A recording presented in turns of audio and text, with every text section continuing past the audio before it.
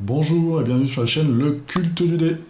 Aujourd'hui, je vais vous présenter le jeu de plateau Human Interface, qui est un jeu de plateau post-industrial games. C'est un jeu que j'ai kickstarté il y a un peu plus d'un an et que j'ai reçu la semaine dernière. C'est un jeu qui se déroule, comme vous pouvez le voir sur l'illustration de la boîte, dans un univers cyberpunk. Voilà, j'allais dire une bêtise. Un univers cyberpunk. Alors aujourd'hui, je vais vous montrer le matériel que j'ai reçu. Je vais vous parler un petit peu de l'univers et puis des règles qui m'ont paru assez intéressantes. En lisant le livret, je n'ai pas fait encore de partie. Vous allez voir, il y a des figurines à monter. On voit ici celles qui seront dans la boîte de base. Et comme j'ai kickstarté, j'en ai quelques-unes en plus. Moi, j'ai pris aucun supplément. J'ai juste pris le pledge de base pour avoir la boîte de ce jeu. Je l'ai pris parce que l'univers me plaisait bien. Les figurines, on ne sait jamais trop à quoi s'attendre quand c'est un Kickstarter et quand c'est une entreprise qui n'en fait pas. Je suis assez agréablement surpris. Alors, nous avons un livret de règles qui est assez épais. Les règles sont assez intéressantes, j'ai l'impression. Vous allez avoir une équipe, donc un gang ou des représentants d'une entreprise, puisqu'on est en 2040 et les grandes entreprises en fait se livrent une guerre d'espionnage industriel acharné. Tout ça par l'entremise d'équipes de hackers et de cyber mercenaires qui peuvent se battre. Ça c'est l'aspect original du jeu. Il y a deux phases de combat en fait. Il y a une phase de combat dans le cyberespace où on va essayer de hacker des terminaux, où on va essayer de faire des coups de crasse à son ennemi également dans le cyberespace. Et puis il y a une phase plus physique où on va se tirer dessus comme des malotrus. Voilà. Donc le scénario Nakamura Tower, c'est une campagne. Alors il y a une petite chose qui est assez intéressante, qu'il est bon de noter, c'est que dans le Kickstarter, on nous avait vendu un mode solo. Le mode solo en fait se limite entre guillemets à quelques missions qu'il est possible de jouer en solo, puisqu'avec, je vais vous montrer, on a deux petits livrets de campagne, et les premières... là, c'est tous les personnages. Les premières missions de ces campagnes sont des missions solo, mais tout le reste de la campagne se joue à 2, voire à 3. Donc on a une équipe qui va venir dans la tour Nakamura. Nakamura, ça veut dire le village du milieu, ou le milieu du village en japonais. C'est un peu le Dupont. Le Dupont ou le Durand en japonais, c'est un nom de famille extrêmement répandu. Donc c'est une grande entreprise japonaise, évidemment, qui se fait attaquer, qui se fait hacker. Ces terminaux de sécurité vont être vérolés. Ils disposent de drones volants ou alors au sol. Et puis on va avoir deux équipes. Donc une équipe de sécurité Nakamura et puis des hackers qui s'appelle le gang Umbermunch. Là je vous montre vite fait le livret. Qui vont se livrer comme ça des batailles, des assauts pour des prises de terminaux, des prises d'objectifs, et puis ils vont se taper dessus, quoi, voilà, avec plusieurs missions. Voilà, je vais vous montrer ça, c'est les figurines peintes en studio. Après, je vais vous les montrer. Je vais vous montrer comment ils arrivent. Je suis content du matériel de jeu. Donc on va aller un peu plus vite sur le matériel. Un livret de règles assez épais, deux livrets de campagne. Donc ça c'est la première campagne. Il y a les figurines peintes sur la première page. Voilà, ça c'est l'équipe Nakamura. Ça c'est les drones. Donc, on voit les drones au sol, les drones volants. Ça, c'est le gang allemand, visiblement. Et là, nous avons l'avatar de l'intelligence artificielle. Comme j'ai pledgé, j'ai une deuxième campagne avec cette fois-ci des jeunes femmes qui sont la Search and Rescue Angels Corp. une espèce de compagnie d'assurance qui envoie des mercenaires. Et puis de l'autre côté, les Blackstone Commando, qui sont là des gars et des filles un petit peu plus branchées, artillerie lourde. Voilà. Donc là, on a là-dedans des missions avec différentes maps et différents objectifs. Je vais vous montrer. Alors, il y a tout un tas de cartes. Je vais vous montrer. On a des cartes comme ça cartonnées qui sont très épaisses. Hein. Vous allez voir les tuiles. Donc ça, c'est les drones. Drones au sol. Enfin, drone volant, drone au sol. Et après, pour chaque joueur, on va avoir chaque personnage comme ça avec un grand plateau. Donc l'illustration, la santé, la vitesse, ses caractéristiques, enfin ses talents spéciaux. Ici, on voit mal parce que les couleurs sont pas terribles. On va glisser des cartes en dessous. En fait, c'est son équipement de départ. Donc elle, je crois qu'elle a un flingue et un katana. Non, elle a des jambes cybernétiques et peut-être un flingue, je sais plus. Neurochip, c'est des petites choses comme ça. Vous voyez, on a une grande planche. Je ne vais pas vous montrer tous les jetons. Il y a plein de jetons, hein, comme dans tous les jeux, des jetons de blessure, des jetons d'activation, enfin tout ce que vous connaissez. Et puis on a ces petits jetons là qui sont assez intéressants. C'est donc les neurochips. Des petites puces qui sont des options que vos personnages peuvent s'ajouter, dont ils peuvent s'équiper. Au début de chaque affrontement, de chaque partie, chaque équipe a un budget qui lui permet d'acheter des puces ou des armes, des armures. Vous allez voir, il y a une tonne de cartes d'armes et d'armures. On voit ici, c'est assez intéressant, Cybershock, ça c'est une règle que je trouve assez intéressante, avec un décompte comme ça. Je vais vous passer les cartes. Donc, on a tout d'abord un affrontement dans le monde virtuel, qui va permettre de faire des coups de crasse ou d'avoir des bonus, où le but va être de hacker en général des terminaux, ou d'envoyer des virus, des chevaux de Troie, des vers informatiques à l'équipe adverse, ou au système de sécurité de la Nakamura Tower, donc de l'entreprise qu'on est en train de cambrioler ou de protéger. Donc ça, c'est une chose qui est assez intéressante, c'est une phase qui se déroule avant le combat physique. Mais il y a aussi autre chose intéressante, c'est que tous ces joueurs, on voit avec celui-ci qui a un bras cybernétique, vont avoir un seuil de tolérance à toutes ces greffes, à toutes ces puces, toutes ces améliorations qu'ils ont consenties, enfin, ou qu'ils ont d'eux-mêmes voulu j'arrive pas à trouver le mot, qui sont infligés, voilà, c'est ce que je cherchais pour être plus performant. Et on peut avoir à un moment un cyberchoc. Donc on va jeter, quand on a des équipements spéciaux ou des prothèses, ils en ont tous. Hein. On va faire un test. Parce que vous allez voir, il n'y a pas de dés, c'est une autre particularité du jeu. Et si on manque son test de cyberchoc, eh bien on est transformé, en fait, on perd la main sur son personnage, et ce personnage va passer du côté de l'intelligence artificielle, qui est corrompue et qui protège la Nakamura Tower. Donc ça, je trouve que c'est quelque chose d'assez intéressant. C'est une espèce de ressource à gérer pour son personnage, un peu comme de la santé mentale, mais de la santé mentale du futur, en fait, à la Matrix.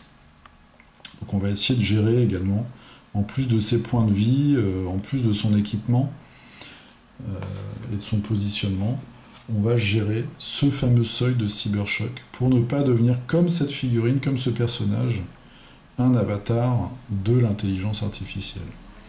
Je vous montre donc voilà ces plaquettes, on a la localisation des blessures ici en bas, qui sont double face, puisque comme dans Imperial Assault, on va avoir un premier seuil de première caractéristique quand on est en pleine forme, entre guillemets, quand on a seulement quelques petites égratignures, et à partir d'un certain moment, on a une face rouge, où là, on est vraiment blessé, et évidemment, les caractéristiques sont moins bonnes.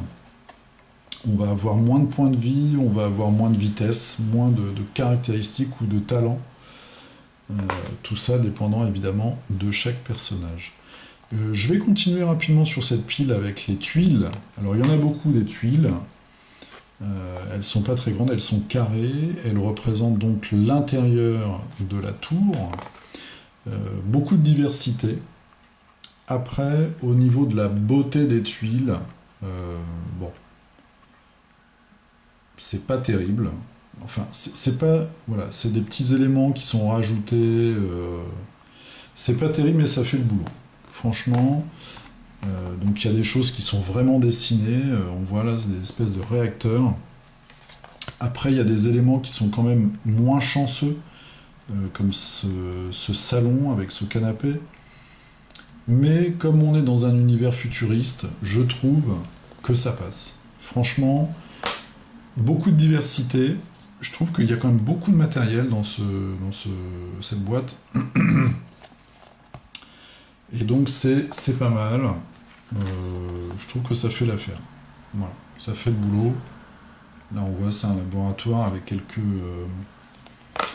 quelques prothèses. Donc des tuiles comme ça, il y en a plein. Il y a des salles de réunion, il y a des couloirs, il y a des entrepôts, il y a des moteurs, donc on peut être dans les sous-sols, à l'étage de la direction, dans des bureaux, dans une salle informatique. Il y a vraiment beaucoup de diversité pour nous permettre d'avoir des environnements un petit peu différents quand même dans cette tour d'affaires. Ensuite, on a un certain nombre de cartes. On a des cartes comme ça de couleur. La 4, c'est pour les différents terminaux. On a énormément de cartes. Ça, c'est de l'équipement, par exemple, optionnel. On a énormément de diversité là aussi. Je vais vous en montrer quelques-unes. Alors, parfois, il y a des doublons. C'est plein d'équipements. Donc, on a tout et n'importe quoi. Des implants. Vous voyez, ça, c'est une espèce de... je sais pas, ce qu'on voit souvent sur les avant-bras des personnages dans les films de science-fiction. On a des gilets de protection, on va avoir des lunettes de détection, on va avoir des gants, on va avoir des bras, des jambes. Vous voyez un bras qui s'escamote avec une lame. Des jambes cybernétiques. Encore un autre bras. Donc il y a plein de choses. Plein de choses. On va avoir des munitions, on va avoir des medipacks. On va avoir des objets qui vont nous aider à être plus performants aussi, je pense, dans le monde virtuel. Détecter les autres, à passer inaperçu au contraire, vous voyez, mode ombre, mode spectre, tout un tas de casques. Voilà. Il y a un tas de choses, j'ai regardé vite fait, j'ai pas tout regardé. Il y a carrément des corps cybernétiques pour certains personnages. Ensuite, on a une deuxième pile énorme, ça c'est juste des armes. Donc on a tout un tas de flingues, de mitraillettes, de mitrailleuses, de canons, de couteaux. C'est le Noël des gens qui aiment les armes. Donc il y a des sabres, des flingues. Il y a même un chien. J'ai failli la prendre cette figurine de chien. Mais bon, je suis resté vraiment à la base. Des grenades. Des tas de pistolets, etc., etc., des chargeurs, des gros fusils, des petits fusils. Ensuite, chaque équipe, donc là c'est l'intelligence artificielle, là c'est, je sais pas si c'est les filles ou le Black Commando ou si c'est pour tout le monde. On a des decks comme ça de cartes, ce sont des cartes qu'on va utiliser. En fait, dans le monde virtuel, on va tirer une main de cartes, on va sélectionner certains pouvoirs, donc certaines protections ou certains coups de crasse, et on va avoir une ressource pour faire ces actions dans le monde virtuel, et on va s'affronter comme ça, en essayant de pirater des terminaux, et puis en essayant de faire des coups de crasse à l'autre. Chaque équipe, donc là on voit c'est les Allemands, peut-être le Umbermunch Gang, chaque équipe a un deck comme ça. Alors il y a des choses qui sont identiques, et puis il y a des petites variations. Donc là, on voit encore énormément de cartes, beaucoup de matos, quoi. Une autre particularité, c'est qu'il n'y a pas de dés. En fait, on a un deck. C'est je sais plus comment ils appellent ça, les to-do cards, ou les can-do cards, quelque chose comme ça. Ça remplace les dés. Donc en fait, c'est des cartes qui sont numérotées de 1 à 10. Par exemple, il y a 2, 1. Je crois qu'il y a 3, 2, etc., etc. Pour chaque valeur, il y a un nombre différent de cartes, ce qui permet, je pense... Alors après, c'est peut-être... je sais pas s'ils ont vraiment calculé. Hein. Je sais pas si le créateur du jeu est un grand mathématicien. Mais bon, c'est ce qui vous sert, en fait, de dés. Voilà. Donc on va avoir, grâce à son équipement, grâce à ses cartes, grâce à ses caractéristiques, une valeur qui va être en opposition, comme d'habitude, à une autre valeur, la valeur de son adversaire ou d'un terminal ou d'une intelligence artificielle. On va tirer ces petites cartes là dans le tas pour avoir le côté aléatoire, et puis ça va nous donner un résultat. Il faudra être plus fort que l'autre, tout simplement, et comme d'habitude. Pour tous les personnages dont nous n'avons pas les grosses cartes cartonnées, mais les figurines, on a des petites cartes comme ça. Donc toujours pareil, un côté en pleine forme et puis un côté abîmé. Donc on voit un peu l'esthétique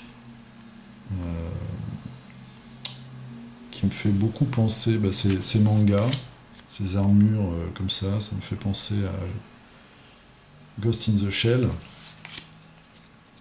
croisé avec Matrix. Je vous en montre quelques-uns. Donc ça c'est la police. Il y a beaucoup d'armures comme ça. Je vais vous montrer les figurines après. Enfin certaines, je ne vais pas tout vous montrer. Et alors le problème souvent des Kickstarter avec figurines, quand l'entreprise n'en a jamais fait, c'est qu'on ne sait pas du tout à quoi s'attendre. Là, je dirais que je suis à 80% satisfait, et je suis difficile. Hein. Non, je suis quand même étonné. Alors moi je les trouve un tout petit peu trop fines au niveau taille. Vous allez voir, il y a des bras, des katanas, des choses qui sont très très fines, mais quand même je suis agréablement surpris. Donc voilà, un personnage. J'essaie de vous faire un zoom. En plus, ils ont quand même ce look assez particulier qui me fait vraiment penser à Matrix. Donc ça, c'est bien respecté. Une grosse brutasse. Alors, une grosse brutasse. Vous voyez, la figurine est bien détaillée. Je suis pas sûr que je lui rende complètement justice à la figurine. Elles sont détaillées, elles sont fines les figurines, ça, il n'y a pas de problème. Donc moi j'ai reçu 35 personnages. Elles arrivent chacune dans un petit sac en plastique. Elles arrivent comme ça. Ouais. Chacune a sa petite pochette individuelle. Très souvent, le corps plus les bras à monter. Voilà. Bien détaillé. Bon, après, il faut être un très bon peintre pour avoir un très bon résultat là-dessus. Les drones arrivent tous ensemble parce qu'ils sont copains dans un petit sac comme ça. Ils sont aussi en plusieurs morceaux. Ils ont des socles spéciaux avec des tiges transparentes. Et les drones marcheurs. Voilà, arrivent comme ça, avec une Gatling là. Bon, esthétisme après. Alors j'aime bien parce que je trouve que c'est assez particulier. Ils ont ce côté vêtements civils. Ça fait vraiment à cœur en fait. Et après il y a des gros... ça c'est une espèce d'exosquelette à 4 bras. Je vais vous en montrer un pour vous montrer la tête un peu des soldats. Je suis désolé pour le zoom. Hein. Hop, voilà. J'espère que vous voyez bien. Il y a beaucoup de têtes comme ça. Enfin, c'est les Blackstone Commandos, ça. Voilà. Ça ressemble un petit peu... Enfin, c'est pas que ça ressemble, c'est qu'ils sont inspirés des mangas aussi. On peut mixer ça peut-être avec le jeu de figurines Infinity. Alors, la seule chose, c'est que par exemple, on a cette figurine-là. Si j'arrive à faire le point. Voilà, donc une jeune femme. Il faut ajouter ses deux bras. Et les bras sont vraiment hyper fins. Donc moi j'ai des doigts un tout petit peu plus gros que la normale peut-être, mais... Vous voyez? C'est minuscule. Je vous avais montré sur la vidéo sur Batman, Silver Silk, Et là, on a une espèce de katana électrique. Il est tellement fin que du coup, la gravure n'est pas top. Mais bon, je leur en veux pas parce que franchement, je m'attendais à bien pire. Je m'attendais à bien pire. Je vais vous remontrer les figurines, les photos des figurines peintes. Alors évidemment, c'est de la peinture studio, hein. Et en plus, alors je sais pas, mais c'est peut-être sur des tirages résine, on n'en sait rien, hein. C'est comme les Kickstarter. C'est souvent des photos sur tirage résine. Enfin, c'est toujours d'ailleurs les photos peintes. Voilà. Donc, vous avez vu la finesse des figurines. Et ça, c'est quand c'est peint par un pro. Et je vais vous montrer la figurine avec le fameux bras et le fameux katana. Voilà, c'est celle-là. Ouais, donc son katana est déjà un peu bizarroïde en fait.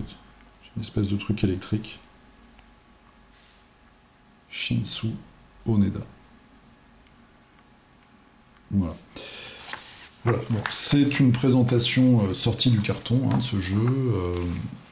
Human Interface, qu'est-ce qu'il faut en retenir? Enfin, moi, ce que j'en retiens. Beaucoup de matériel. Je suis assez surpris par la bonne qualité du matériel. Les tuiles sont épaisses. Il y a beaucoup de cartes d'équipement, il y a beaucoup de cartes de programme, de virus, etc.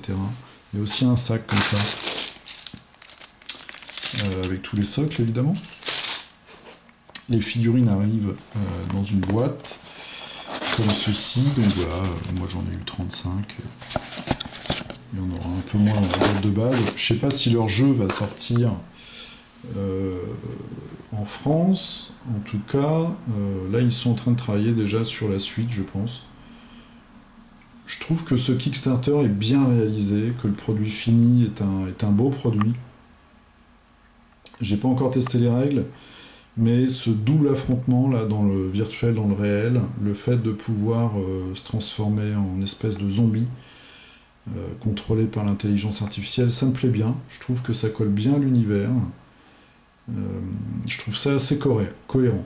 Voilà. Pour l'instant, je ne peux pas vous dire s'il y a des fois jeu, puisque j'ai pas joué. Mais en tout cas, sur le matériel, moi je trouve qu'ils ont rempli complètement le contrat. Je me souviens plus du prix. Je vous le mettrai dans la description, mais c'était pas délirant. Donc voilà, c'était Human Interface, un jeu post-industrial games. Je vais essayer de vous trouver un lien et de vous mettre ça dans la description de la vidéo si vous voulez aller jeter un œil.